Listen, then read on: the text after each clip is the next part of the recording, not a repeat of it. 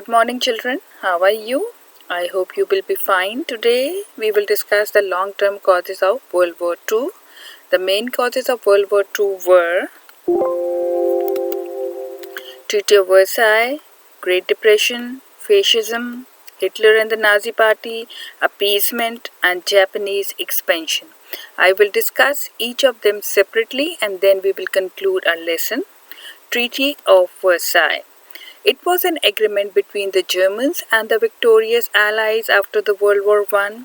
As we know that Germans lost the war, so they had to sign the treaty whose terms were very harsh. Germany had to accept the responsibility for the war damages. Their land was taken away. They had to give lot of reparation.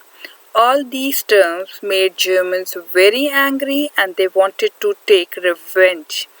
People were starving and the government was in chaos, which led to World War II. Great Depression. After the World War I, the United States was now the richest country in the world and lent money to other countries to help them recover from the war.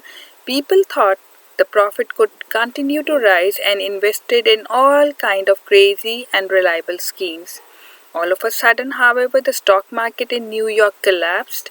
The whole world was hit by an economic depression in late 1920s. Trade reduced, businesses closed, prices fell, banks failed, and unemployment rose. It was a time of great suffering throughout the world.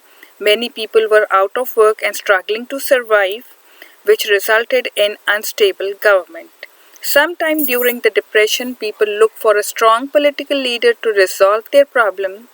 In 1933, Adolf Hitler became the leader of Germany by promising to resolve wealth and power. This worldwide turmoil led to World War II. Fascism.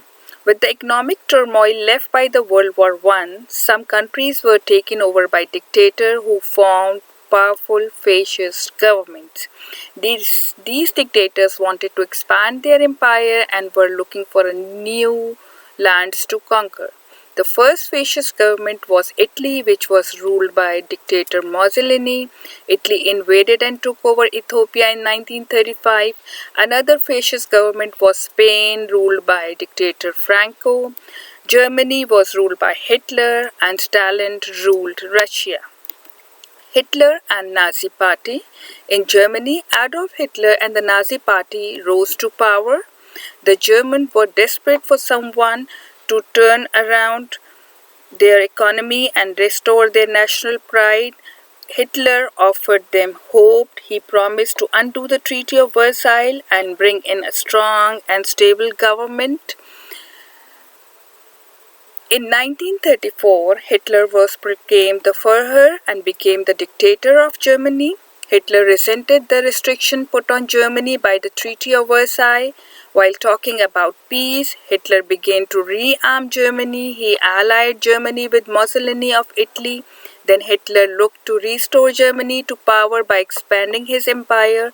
He first took over Austria in 1938. When the League of Nations did nothing to stop him, Hitler became bolder and took over Czechoslovakia in 1939. Appeasement. After the World War I, nations of Europe were weary and did not want another war. When countries such as Italy and Germany became aggressive and began to take over their neighbors and build up their armies, countries such as Britain and France hoped to keep peace through appeasement. This meant that they tried to make Germany and Hitler happy rather than to stop him. They hoped that by meeting his demand, he would be satisfied and there wouldn't be any war.